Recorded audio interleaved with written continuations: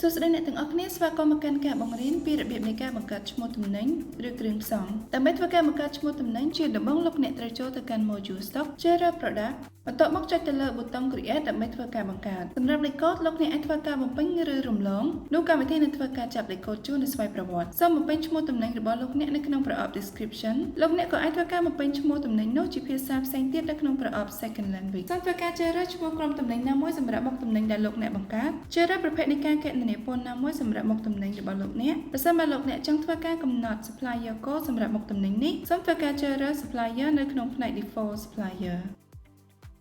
បន្ទាប់មកសូមបំពេញលេខ Part Number នៃຂະຫນាត Default របស់ទំនិញធ្វើការជ្រើសរើសຂະຫນាតសម្រាប់មុខទំនិញដោយចុចទៅលើប៊ូតុង Add រួចសូមធីកជ្រើសរើសຂະຫນាតឬលោកអ្នកអាចធ្វើការបង្កើតຂະຫນាតថ្មីដោយចុចទៅលើប៊ូតុង Create លោកអ្នកអាចធ្វើការចុចទៅលើ icon រូបធុងសំរាមដើម្បីធ្វើការលុបຂະຫນាតណាមួយចេញ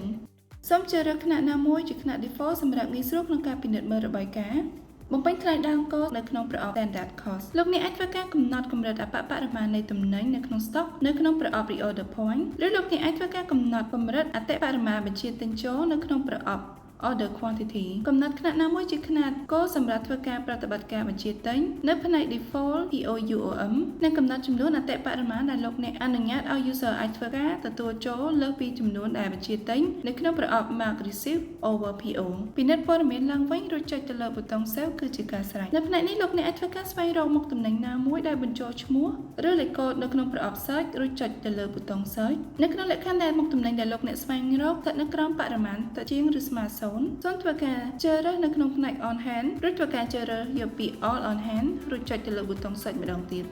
លោកអ្នកអាចធ្វើការកែប្រែព័ត៌មាននៃទំនិញណាមួយដោយធ្វើការ Double Click ឬចុចទៅលើប៊ូតុង Edit លោកអ្នកក៏អាចធ្វើការទាញយកឈ្មោះទំនិញចេញពីក្នុងកម្មវិធីដោយចុចទៅលើប៊ូតុង Export គឺជាការស្រេច